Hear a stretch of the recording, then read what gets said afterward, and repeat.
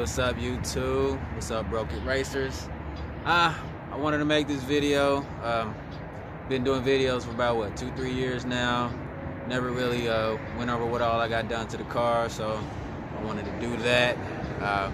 Basically this is just the engine stuff, because if I did the whole car, the video would probably be almost close to an hour. So if y'all like this video, find any of it useful or whatever, just let me know and I'll make a further video that goes over the rest of the car as far as the suspension and transmission. But this is pretty much how it stands, how it sits the beginning of 2024, and gonna be a lot of projects coming, a lot of heat for y'all, so stay tuned. Gotta get a lot more driving footage, draggies and all of that, so stick with me. Alright, so I want to start with the intakes. That's usually the first thing people replace when they get a new car. What I did was I made my own relocated inlets. As you can see, you'll have to pull out the vacuum canisters and everything that is over here, the coolant reserve tank.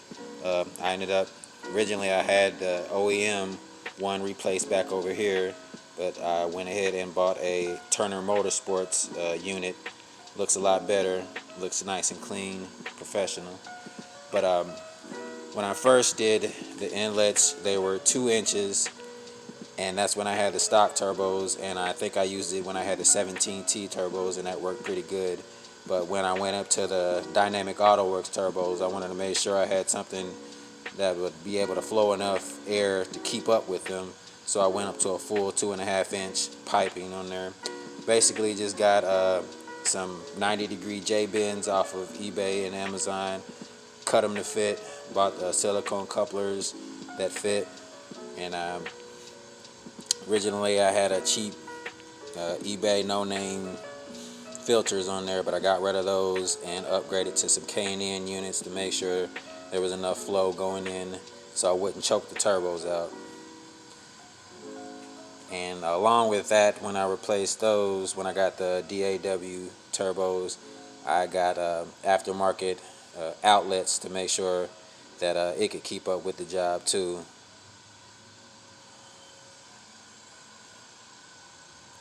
If you come around here to the other side, you'll see I have a VRSF charge pipe that goes into the stock intake manifold.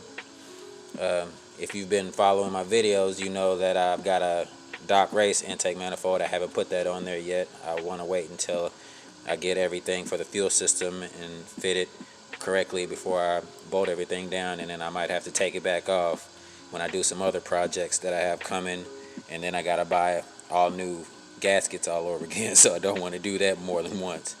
So for right now, we've got the stock intake manifold, and the only thing that's really modified on this is I have a 1/4 NPT port for the blow-off valve to make sure that it operates properly. You don't want to use the stock port that's already on there because it's too small.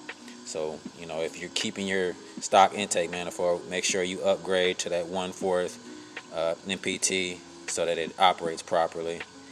If you come to see what's on the charge pipe, you've got, before I had a eBay knockoff blow-off valve. It was working fine. I can't say that I had any real problems with it, but I didn't want to void the warranty on my turbos, and you know, trying to say that was the reason the turbos might have messed up if something were to happen. So I went ahead and got a Turbo Smart race port, upgraded that. I also have in here a Hobbs switch for my secondary fuel pump. I believe it activates at 13 psi, and I also have the M52, I believe it is, 3.5 bar map sensor, and the cable that jumps it for you. And if you go down the rest of the intake system, you'll see down here I have an arm intercooler. You can't see it because it's black. I kind of wanted to undercover look, so you can't really see it. But 7.5, originally had a 5.5 when I had the 17Ts, but then I went ahead and upgraded to a 7.5 to make sure I could keep my IATs down and help make more power. Also working with the intake, I got these feed-ins here.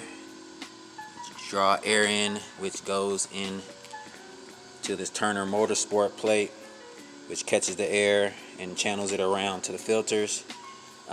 In the future, I'm want to put a little bit more padding up here to isolate this a little bit more, and then put some plates around the actual filters to make sure that the heat stays away from the filters as much as possible. I might even try and modify the headlight to let air directly in, but you know, those are future projects way down the road. Well, the next thing I want to go over is the ignition system. I went with Nexus Motorsports B58 coil setup. I got a whole video of the install and unboxing and all of that. A lot of people, they'll go with the standard Eldor coils. Some people go with the Beamer Life, R8, Audi coils, or Precision Raceworks. But I went ahead and decided to go with the Nexus B58. There's several different companies that make, B58 kits. I think they were one of the first, if you didn't just, go ahead and wire it up yourself. Went with NGK two-step coder plugs. As long as you do all of that, use the proper gap, shouldn't have any misfires or anything like that weird on the car, run just fine. So for the cooling system, radiator, can't really see it because it's tucked up all behind everything down here, but I have a CFS radiator, all aluminum. You want to try and get rid of as much BMW plastic as possible. On the driver's side, I have a G Plus 19-row transmission cooler. I got rid of the stock unit that runs the coolant through it. Deleted all of that so that it runs air cooling. And on the passenger side, which is cracked right now, it keeps leaking oil, is a same size G Plus 19-row oil cooler that is fed in from a VTT oil cooler plate. As you can see, I got caps on here right now. That's all capped off because the oil cooler is damaged at the moment, and that goes through an improved racing thermostat.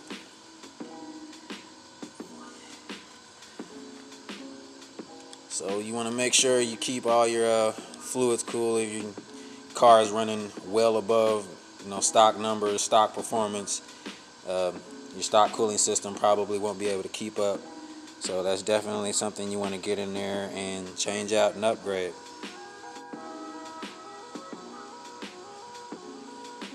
Now for the part that everybody goes back and forth about are the turbos. Originally had stock turbos, of course. When I put the second engine in, actually the rear turbo on it exploded, so that was an excuse to upgrade to some 17Ts. Did that for a few months. Actuator arm came off the rear turbo. I thought I'd already blown it, but actually it was just the actuator arm came off of the rear wastegate. The turbo might have actually been blown because there was a little bit of oil residue on the inside of the exhaust housing when I took it off, but turbos might have been fine. But when those blew up, I used that as an excuse to go ahead and get some DAWs, try and make as much power as I can with twins. If I had to do it again, maybe I would go single. Just kind of the headache of putting twins back in. When I do get around to building a block, I will probably, I am going to go to a single turbo setup It's just a matter of, do I want to do top mount or bottom mount. Paired with that, got arm catless downpipes that feed into a ATM 3.5 race exhaust. I'll try and put a sound clip in, cold start, all of that, let you guys hear that. But so far, I've enjoyed these turbos a lot. Fastest I've gone at the track is 11.5. So I got to get on with a JSR, and I think these things are only running like 22 pounds of boost right now. So we're going to definitely turn that up.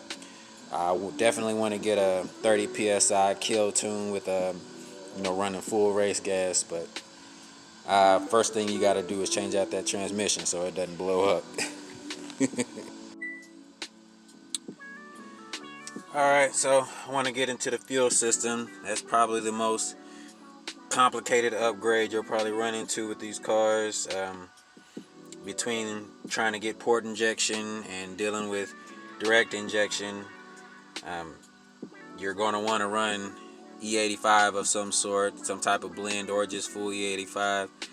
And that's where all the headaches come in with these cars, trying to get the proper amount of fuel for the power that you want to make. So as you can see here, I have a secondary fuel pump. I bought a DIY kit from PFS. It comes with everything you need to hook up the two pumps and put them in, keep it bucketed so that you're not running a bucketless system. There's not really anything wrong with a bucketless system, other than you really got to keep an eye on how much gas you got in your car, or you could run into some problems. But with a bucketed system and your venturi still attached, it's not really an issue. It kind of works kind of like your stock system.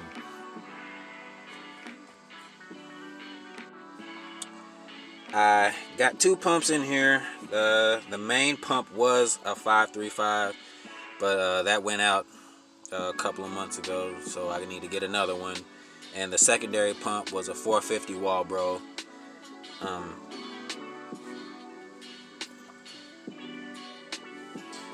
If you see this port right here, before I had this hooked up as my return line. If you know, if you follow my car, I originally took the OEM fuel pressure regulator out, and I run an external, which means I needed to return the fuel back, and it would come in here. But now it's hooked up so that when I go port injection, I'm going to have the fuel come out of here and feed directly into the port injection rail. It's already bolted in and everything. All I have to do is hook tubing up to the secondary pump and plug it into here, and then the line will run out of here up to the front of the car. Right now, got a Hobbs switch connected.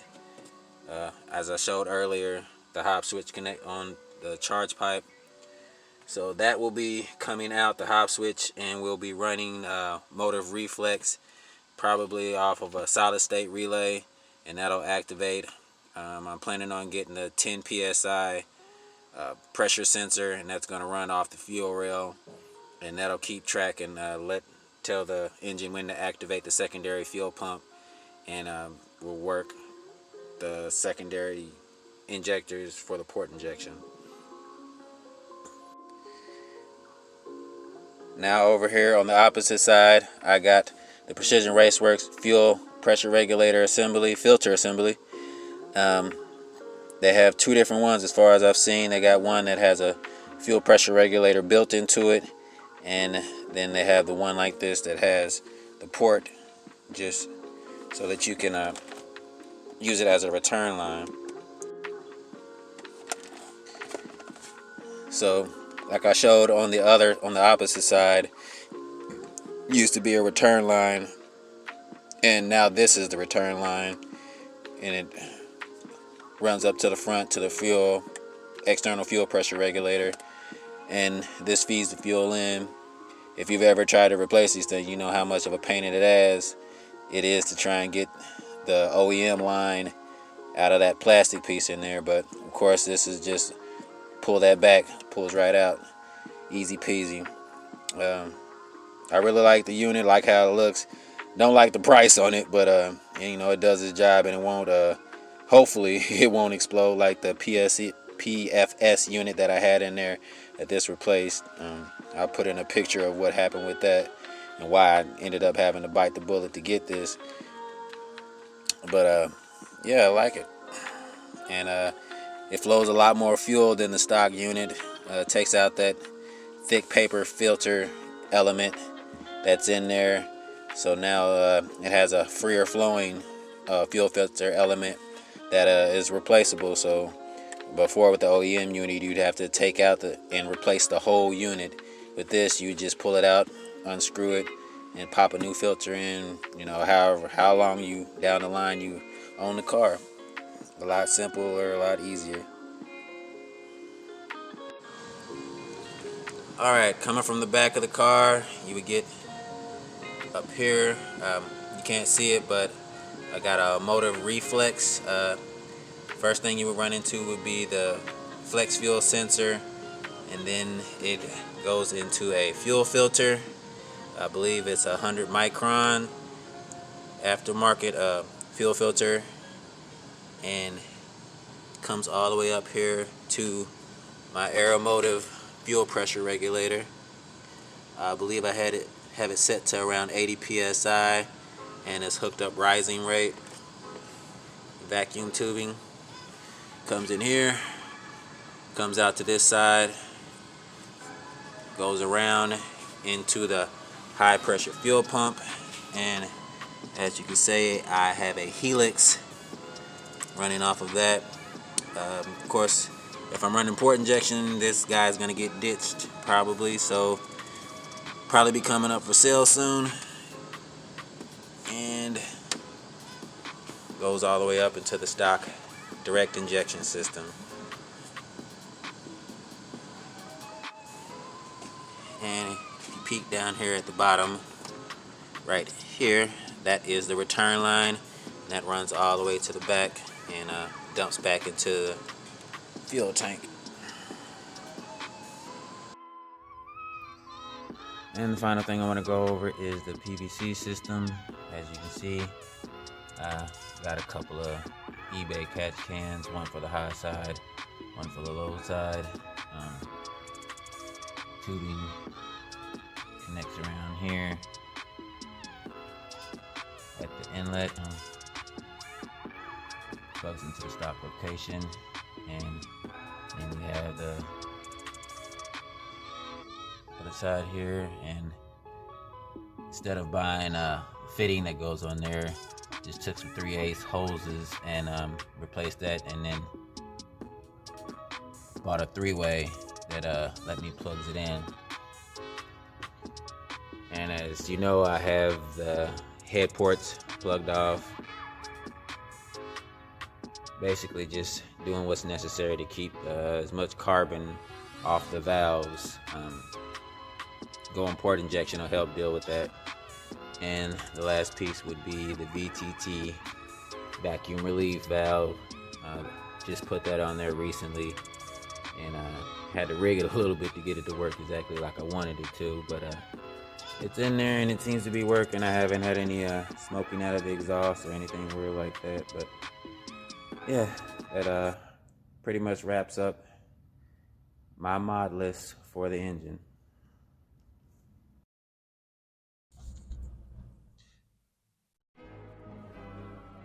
Alright, so wanted to make an outro real quick. Pretty much went over 90% of what's going on under the hood, and hopefully can make more videos. Hopefully the next video, if y'all guys want to see it, will be a video of as far as what I got done to the suspension and transmission. But I don't feel like putting the energy into it if nobody's really interested in it. So, no, hit that subscribe button, hit the like button, leave a comment, and let me know if y'all even want to see that or if that's something you're interested in. I need a little bit more engagement from y'all. So, Go ahead and hop in that comment section. Let me know what you think. Something you would do different. Constructive criticism, all of that good stuff. Um, really trying to get this car put together this year. Um, be out in the streets more. I want to be able to go out to different cities and see what their car culture look like. Hopefully it won't be a bunch of regular traffic and all of that stuff. So y'all stay tuned. Hit the subscribe button. Subscribe. Hit it. Hit the like button. Comment. Y'all be safe out there.